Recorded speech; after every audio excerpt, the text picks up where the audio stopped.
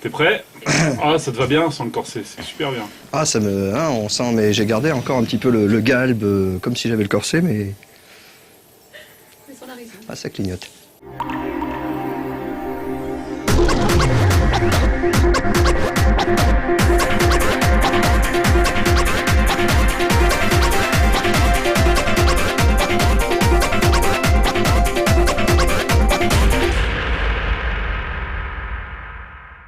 Mes bien chers geeks, mes bien chères geekettes, bienvenue dans ce 100% exceptionnel.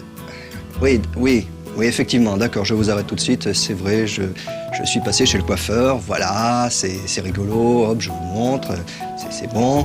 C'est des choses plus sérieuses quand même maintenant, avec le sommaire, avec la critique de Tron, avec mon souvenir, avec Temps perdu, et Retro Magic, et ça commence par des news, on parlera pas de mes cheveux.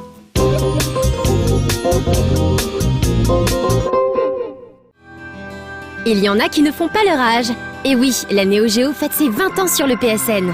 20 ans déjà que le beau et inaccessible quadrilatère Eben nous surprend par la profondeur de ses titres. 20 ans, ça se paye aussi. Et sur la plateforme dématérialisée de Sony, un nouveau service vient de voir le jour, le Neo Geo Station. Les jeux téléchargés sont à hauteur de 8,99€ sur PS3 et 6,99€ sur PSP. La première rafale de titres disponibles s'attarde sur les premiers titres Neo Geo. Question castagne, pas de quoi s'ennuyer. Entre Fatal Fury, King of Fighters 94, Art of Fighting et Samurai Showdown, les fans retrouveront avec joie ces séries cultes. Les autres découvriront les premiers épisodes avant d'attaquer la suite de ces sagas évolutives.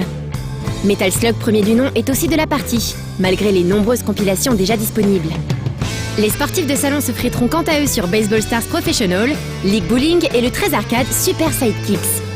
Mais nous vous conseillerons de vous attarder sur deux titres, Magician Lord, un action-plateforme de toute beauté sorti en 1991, et Alpha Mission 2. Ce dernier, en plus d'être un excellent shoot au système de gestion des power-ups assez unique, est l'un des rares représentants verticaux sur Neo. De quoi fêter dignement les 20 ans de la Rolls des consoles à un prix Lada. Sega a décidé de jouer sur tous les cours avec le prochain Virtua Tennis 4. Annoncé sur PS3 avec une compatibilité PS Move, on sait désormais que le jeu sera également jouable avec Kinect sur Xbox 360 et avec le Wii Motion Plus sur Wii. Sega en a profité pour annoncer avec cette vidéo quelques-unes des stars présentes dans Virtua Tennis 4, dont 7 petits nouveaux tels que Juan Del Potro, Fernando González, Caroline Wozniacki ainsi que Laura Robson. Pour rappel, ce jeu a été développé par les équipes japonaises de Sega, ce qui n'était pas le cas des deux volets précédents et décevant.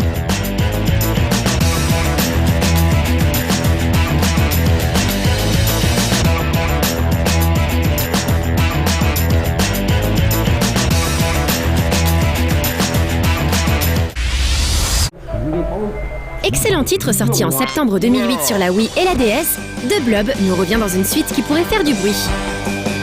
Pour commencer, et comme vous pouvez le constater avec ces images, THQ a choisi un mode de communication façon lapin crétin, en diffusant de nombreuses vidéos hilarantes, mettant en scène les personnages du jeu.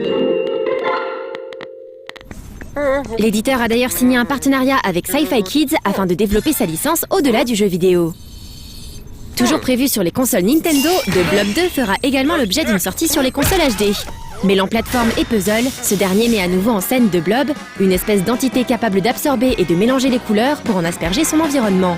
Figure de proue de la lutte anti-uniformisation, il s'oppose au camarade noir et son armée Dinkies afin de rendre ses couleurs à Prisma City et de libérer ses habitants. On vous reparlera très vite de ce jeu que l'on attend avec impatience à la rédac. Et en attendant, voici l'un des petits courts-métrages promo du jeu dans son intégralité.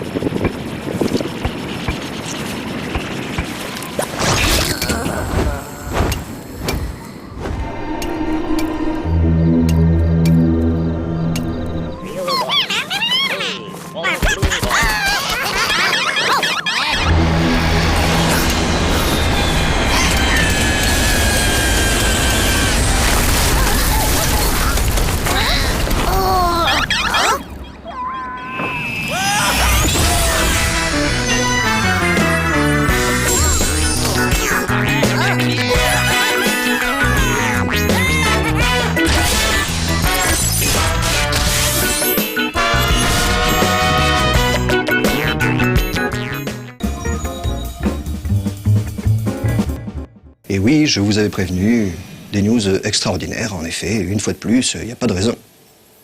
Ah, d'accord. Il y en a qui viennent d'arriver, qui ont raté le début. Oui, je suis passé chez le coiffeur, je sais, non, il m'a pas raté, c'est une expression, effectivement. Mais bon, en même temps, j'ai pas payé, c'est un des petits privilèges que nous autres, les stars du show business, nous... Tout de suite, nous allons suivre le reportage sur Tron. D'ailleurs, ça tombe bien, vous voyez, je suis un petit peu habillé aux couleurs de Tron, puisque j'ai les Trons, je suis Citron, et tout de suite, c'est la critique de Tron.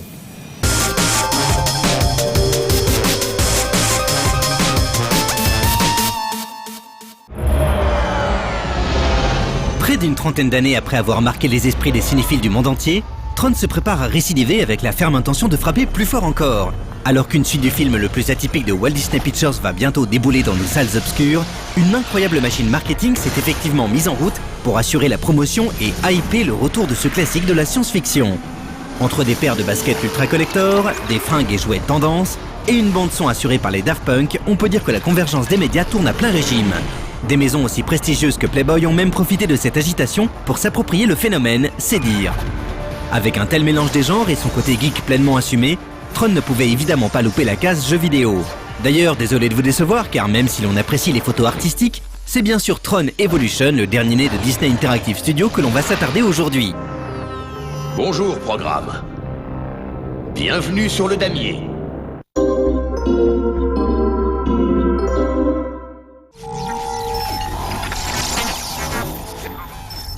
Kevin Flynn, journal du développement du damier. Alors qu'il y a encore quelques années, une banale adaptation aurait amplement suffi, Walt Disney se montre un peu plus ambitieux avec Tron Evolution, en l'inscrivant dans la stratégie cross-média accompagnant la sortie de Tron l'héritage au cinéma. Le jeu des studios Propaganda Games est effectivement une pièce à part entière de la mythologie Tron, puisqu'il est chargé de faire le lien entre le film originel et sa suite attendue au mois de février. Ainsi, Tron Evolution nous met dans la peau du programme de sécurité Anon, créé par Kevin Flynn, le héros du premier film. Inquiet des troubles qui agitent Tron, ce dernier nous demandera d'enquêter sur la situation, même s'il ne faudra pas attendre bien longtemps pour apprendre que ce mal a pour origine un virus nommé Abraxas. Naturellement, Anon est chargé de découvrir l'origine et d'éradiquer ce programme malicieux.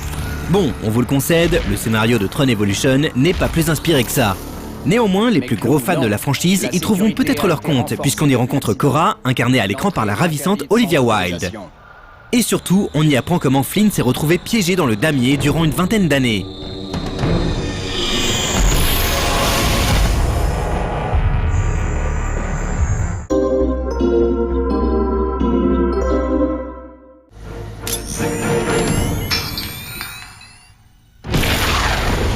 Les joueurs adeptes de l'univers Tron qui gardent un souvenir peu ému de Tron 2.0 seront heureux d'apprendre que Disney Interactive Studios a abandonné le FPS dans le cas de Tron Evolution. Alors que la mode est clairement au shooter, qu'il soit en vue à la première ou à la troisième personne, le dernier rejeton de Propaganda Games s'essaie plutôt à l'action plateforme tendance Prince of Persia. Comme dans la série d'Ubisoft Montréal, le héros du jeu est un athlète accompli, capable de courses murales, de prise d'appui aérienne et d'escalade à des hauteurs vertigineuses. Les développeurs ont si bien étudié leur modèle qu'on y retrouve cette même absence d'exploration, en dépit de nos capacités de déplacement. Dommage. Toujours à l'image des autres productions du genre, Tron Evolution est entrecoupé de phases d'action plutôt molles, bien qu'assez débridées. En fait, on a un peu l'impression que le jeu paye l'inexpérience de ses géniteurs, car les idées sont là, mais simplement mal mises en œuvre. La gestion de la santé et de l'énergie en parcourant les murs ou en rebondissant sur certains éléments du décor aurait pu offrir quelque chose d'intéressant, comme le montre le premier affrontement face à un tank. Malheureusement, comme souvent, des problèmes de réglage viennent nuire à l'expérience, en la rendant plus frustrante qu'amusante. En dépit de caractéristiques propres, les 4 disques qui servent d'armes donnent l'impression d'avoir été bricolés à la va-vite histoire de faire le nombre. Les faibles différences visuelles qui accompagnent leur utilisation sont là pour en témoigner. Ajoutez à cela des combos chiches en sensations et pas bien impressionnants esthétiquement, et vous comprendrez que les combats ne se montrent guère passionnants. Symbole de Tron à lui tout seul, le Lumicycle est naturellement présent dans le jeu lors de phases de course où les développeurs semblent avoir mis le paquet pour assurer le spectacle. Hélas, comme le récent James Bond Bloodstone, la profusion d'éléments à l'écran les rend pour le moins brouillonnes et finalement peu agréables à jouer. Enfin, c'est toujours mieux que ces horribles passages en tank. Basé sur du deathmatch ou de la capture de zone, le mode multi offre un prolongement honnête qui ravira ceux qui ont accroché au jeu. D'ailleurs, signalons que les points d'expérience récoltés et les améliorations apportées à Anon sont communs au solo et au multi.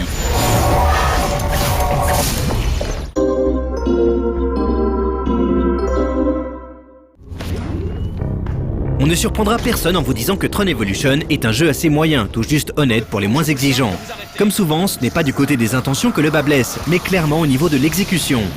On regrette par exemple que les gars de Propaganda Games n'aient pas trouvé d'équilibre narratif pour contenter à la fois les néophytes et les initiés.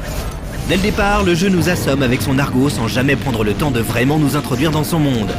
Un fait d'autant plus regrettable que la qualité intrinsèque du scénario ne le rend pas indispensable, même pour un fan. Amputé d'une bonne partie de ce qui aurait dû faire son intérêt, Tron Evolution devient alors un jeu d'action-plateforme assez générique, qui se distinguera surtout par l'aspect monochromatique de son univers. Comme vous pouvez le constater, pour le reste, Tron Evolution s'inspire clairement des cadors du genre. Il n'y a rien de vraiment honteux à cela, mais dans la mesure où il n'invente rien en termes de gameplay, la moindre des choses aurait été qu'il soit bien calibré. Malheureusement, une caméra pas toujours au top, des courses murales parfois agaçantes, un système de combat sans consistance ou encore un level design qui semble recycler ses patterns auront raison de son intérêt ludique. Et autant être clair, ce ne sont pas sa compatibilité 3D et PlayStation Move sur PlayStation 3 qui y changeront quoi que ce soit.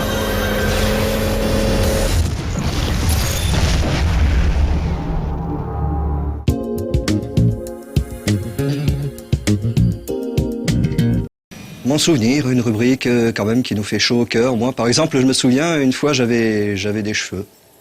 Mon souvenir.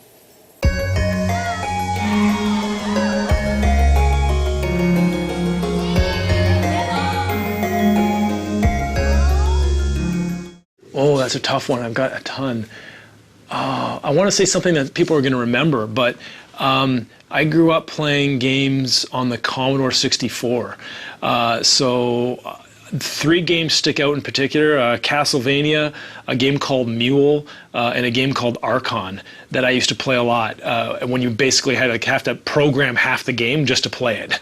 And then, of course, my second biggest memory, and probably why I'm working on, aside from the fact that I love boxing, when I went to school, I lived in a house with 7 other guys, and every day we would come home and try to beat each other's records in Super Punch-Out.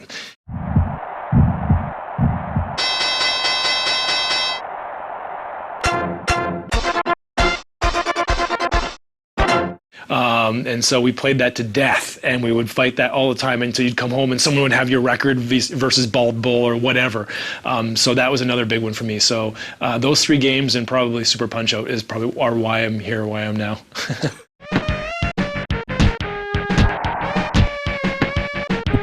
Come on! Come on!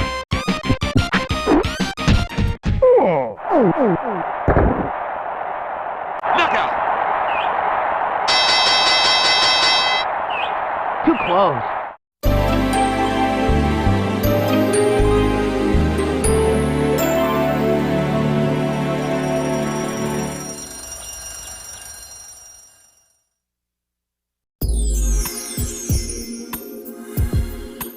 Oh, c'est vrai en même temps que les boutiques de cosmétiques, maquillage, capillaire, moi je pratique pas trop, hein, d'ailleurs ça se voit, et c'est vrai que je considère vraiment ça que c'est du temps perdu. C'est vrai qu'il y a certaines officines, certaines échoppes dans lesquelles on pourrait jouer, hein, ça sert à ça les consoles portables, mais en même temps, quand on vous lave les cheveux par exemple, il y a de l'eau qui peut couler, non, je trouve que vraiment, c'est vraiment du temps perdu, quoi. Bonjour, bientôt Noël. Ah non. Demain, la nif de votre chien. Bah non plus. Hier, les courses. Ah bah même pas, hein, sinon je mangerai autre chose. Hein. Mais où a bien pu passer votre argent? Mais alors que faire durant vos heures supplémentaires? Bienvenue dans Temps Perdu. Je suis sûr que vous vous dites « Tiens, c'est bizarre, nous n'avons pas entendu parler de la Motion Twin depuis un certain temps maintenant. Mais que se passe-t-il » Eh bien, je peux répondre à cette question aujourd'hui grâce à Attack of the Time Traveling Pygmy from Outer Paleolithic. En effet, le talentueux développeur Deep Night de la société citée un peu plus tôt vient de remporter haut la main la 19e compétition Ludum Dare. Et Ludum Dare, quoi que c'est donc ? C'est un concours qui, sur un thème imposé, vous propose de réaliser un jeu en 48 heures. Et qu'est-ce que c'est donc que ce Time Pygmy ? C'est un mignon petit pygmée du Paléolithique qui s'ennuie ferme dans sa grotte. Pour égayer ses journées, notre héros aimerait faire des découvertes qui lui permettraient d'améliorer son quotidien. Et là, coup de bol, une faille spatio-temporelle s'ouvre dans son modeste intérieur, et comble du bonheur, cette fenêtre espace-temps le conduira en 1981 dans un sympathique pavillon de banlieue. Là, il aura tout le loisir d'expérimenter des choses et donc de faire des découvertes comme par exemple préserver la beauté de sa dulcinée en la congelant. À vous maintenant de découvrir les multiples opportunités que pourront lui offrir la vie moderne. Encore bravo, monsieur Deep Knight. Dans Bat Country, vous contrôlez un hélicoptère parti en mission pour récupérer des soldats disparus. Mais, car il y a un mais, pour réussir à retrouver vos camarades, il va falloir traverser le pays des chauves-souris du titre qui, comme son nom l'indique peut-être, est blindé de chauves-souris géantes et autres monstruosités en tout genre. Enfin pas tant que ça, mais le résultat est le même puisque le but est donc ici de tirer sur tout ce qui bouge en évitant des trucs. Vous avez à votre disposition une mitrailleuse, mais surtout un lance-bombe rigolo, puisque celle-ci ne tombe pas, mais flotte plus ou moins rapidement en fonction de l'élan que vous leur aurez donné. Fun, un peu court, et pas super discret, mais tout de même suffisamment jouissif pour s'y essayer. Il y a une semaine jour pour jour, sauf si c'est une rediff, je vous invitais à essayer au plus vite Colm. Eh bien, pas plus tard qu'il n'y a pas longtemps, Anthony Lavelle en a sorti une suite. Enfin, pas vraiment, disons que Colm Miam, ou Colm Ayam, est plutôt une variation de l'original. Même visuel, même gameplay, même presque tout en fait. Ici, la différence est que le jeu est découpé en 20 mini-niveaux que vous devrez finir en 1 minute chacun. Du coup, cela ajoute une petite notion d'urgence pas désagréable, mais qui nécessairement supprime l'ambiance très particulière du jeu original. Mais bon, ne boudez pas votre plaisir et profitez malgré tout de cette incontestable réussite. À tort ou à raison, je joue assez peu au FPS depuis qu'ils ont vu le jour sur console. Que voulez-vous, on a beau connaître son pad par cœur, il y a certains styles où les vieux comme moi ne peuvent se passer d'un clavier et d'une souris.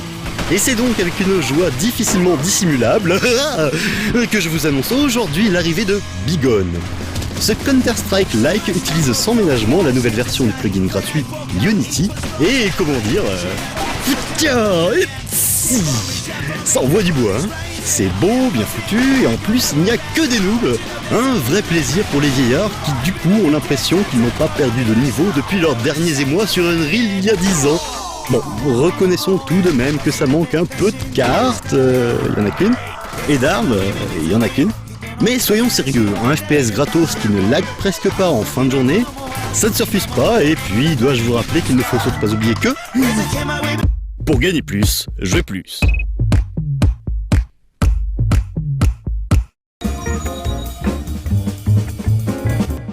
Ouh, oui, je disais où, parce que Retro Magic va nous parler aujourd'hui de la série des strikes, les Desert Strike, les Jungle Strike, pardon.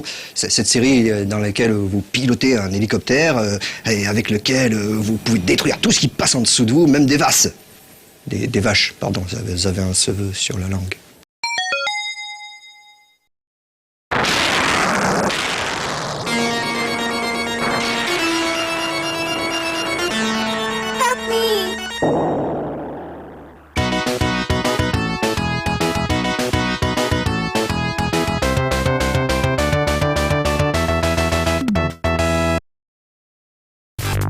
Fondé en 1982, Electronic Arts est aujourd'hui l'un des poids lourds du jeu vidéo third party. Mais à quel moment la société créée par Trip Hawkins a-t-elle commencé à devenir le mastodonte que l'on connaît ? Cette ascension, elle la doit en grande partie à un jeu nommé Desert Strike.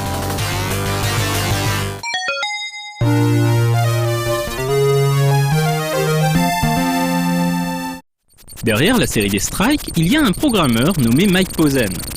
À la fin des années 80, Posen se pique de réaliser un jeu vidéo. Inspiré par le classique Choplifter, il imagine un jeu dans lequel le joueur piloterait un hélicoptère et devrait sauver des prisonniers de guerre. Il développe un système de contrôle dans un environnement en 3D isométrique qui émulerait les sensations de pilotage d'un véritable hélicoptère. Réunissant autour de lui une petite équipe, Posen pose les bases de ce qui deviendra Desert Strike. Originellement, le jeu aurait dû avoir pour cadre la guerre du Liban. Mais alors que le jeu était en développement, la guerre du Golfe éclata. Electronic Arts décide alors de changer l'histoire du jeu pour qu'il se déroule dans le Golfe.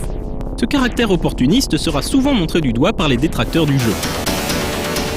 Dans Desert Strike, le joueur, aux commandes de son hélicoptère Apache, doit combattre un dictateur nommé Kill Baba qui vient d'envahir un petit pays voisin pour s'emparer de ses puits de pétrole.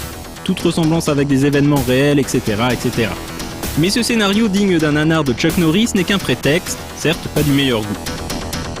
Après avoir décollé, le joueur doit accomplir une série d'objectifs dans le niveau. Le jeu est divisé en 4 missions non linéaires. Desert Strike est moins un jeu d'action qu'un jeu de stratégie qui oblige à prendre connaissance du terrain et des ennemis pour calculer ses trajets en économisant munitions et carburant. Il est toujours possible de récupérer l'un ou l'autre en cours de mission, à condition là encore de connaître l'emplacement des caches secrètes. Au fil des missions, le joueur devra bombarder des bâtiments, sauver des prisonniers, capturer des scientifiques ou encore détruire les armées ennemies. Pas très facile mais addictif, Desert Strike sera un énorme succès pour Electronic Arts, la plus grosse vente de l'éditeur depuis sa création. Ce succès, initialement sur Mega Drive, débouchera sur le portage du jeu sur à peu près toutes les machines de jeu de l'époque.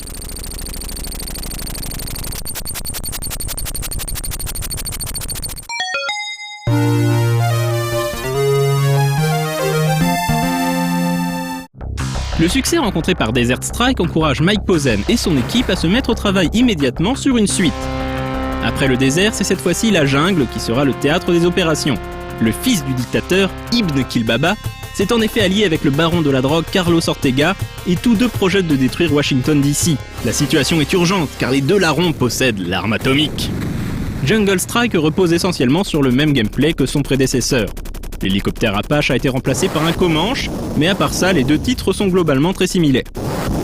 On notera la présence de missions se déroulant de nuit pour apporter un peu de variété, et surtout la possibilité de prendre le contrôle d'autres véhicules dans certaines missions, comme une moto, un hovercraft, ou même un bombardier F-117. Le jeu sera une fois de plus un gros succès, et sera là encore critiqué pour son caractère va-t-en-guerre et son pro-américanisme un rien primaire, en tout cas pas très subtil.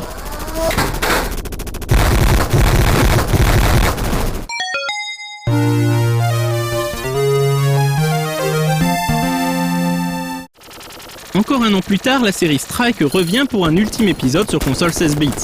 Il s'agit cette fois-ci d'Urban Strike qui prend place aux quatre coins des États-Unis avec entre autres des missions à Hawaï, à New York, Las Vegas et San Francisco. Le méchant de service de cet épisode est Asher Malone, un magnat des médias mondiaux qui en l'an 2001 a décidé de prendre le contrôle du pays avec son armée privée. Cette fois-ci, c'est aux commandes d'un hélicoptère mohican que le joueur va devoir défendre la vérité, la justice et le style de vie américain. Le scénario tente une figure à haut risque en proposant un twist. Tadam! C'est ainsi que l'on découvre que Malone n'est en réalité nul autre que Carlos Ortega, le trafiquant de drogue de Jungle Strike. Mais là encore, l'histoire du jeu est bien difficile à prendre au sérieux. A noter toutefois qu'un des événements majeurs du jeu fait rétrospectivement froid dans le dos. En effet, à un moment clé de l'intrigue, le grand méchant lance une attaque terroriste contre le World Trade Center. Rappelons que le jeu prend place en 2001. Une coïncidence bien malheureuse. À part ça, Urban Strike reprend le concept habituel de la série mais apporte une petite nouveauté sous la forme de phases se déroulant à pied à l'intérieur de bâtiments.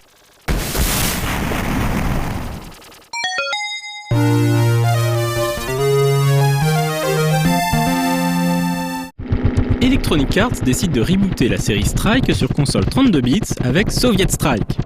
La série passe cette fois-ci en 3D temps réel et propose une toute nouvelle trame scénaristique racontée sous forme de vidéo mettant en scène des acteurs live, comme c'était la mode à l'époque. Le joueur travaille désormais pour une organisation secrète baptisée Strike, dont la mission est de stopper les plans d'Ouri Vatsisnov, un ancien leader du KGB qui tente de ressusciter la puissance soviétique. Il faut bien admettre que le passage à la 3D donne un certain coup de fouet au gameplay de la série Strike. Le jeu perd un peu de son côté stratégique pour se recentrer davantage sur l'action. Il en résulte un jeu un peu plus facile que les épisodes précédents, mais aussi plus simple à prendre en main et aussi plus fun et plus dynamique. Comme un témoignage de cette nouvelle orientation, Soviet Strike est le premier épisode de la série à proposer de la musique pendant les niveaux.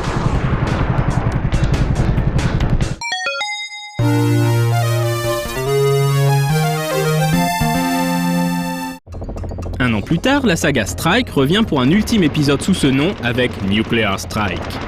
Poursuivant sur la lancée de Soviet Strike, tant en termes de graphisme que de cinématique, Nuclear Strike oppose l'organisation Strike à un énième ennemi habité d'illusions de grandeur. Cette fois-ci, il s'agit du colonel Le Monde, un ancien membre de la CIA qui a mis la main sur une ogive nucléaire et a décidé de s'en servir pour déclencher une troisième guerre mondiale. Proposant une grande variété d'appareils à piloter et ajoutant un radar pour repérer les ennemis, Nuclear Strike est un excellent jeu et en plus pour une fois le méchant est américain.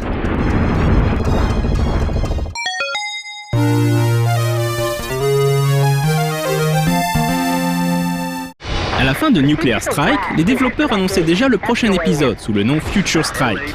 Finalement, Electronic Arts décidera de faire de Future Strike un jeu indépendant qui sortira donc sous le titre Future Cop. Il faut dire que même si les similitudes de gameplay avec les précédents épisodes de Strike sont assez évidentes, le jeu ne place plus le joueur aux commandes d'un hélico, mais d'un mecha qui pourrait tout à fait sortir de Battletech.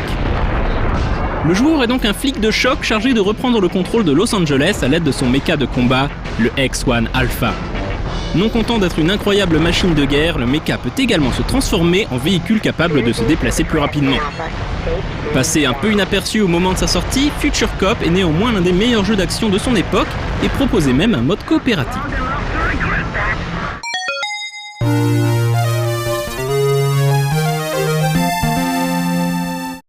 La série Strike fait partie des piliers sur lesquels s'est bâti l'empire Electronic Arts.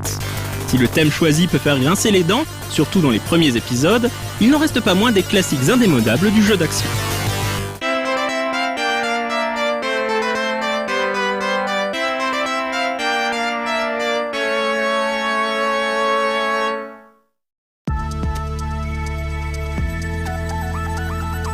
Et oui, mes bien chers geeks et mes bien chères geekettes, c'est déjà la fin de ce 100% un petit peu quadricapilectomié. Alors bon, si vous n'avez pas peur de la trichométhylose, n'hésitez pas.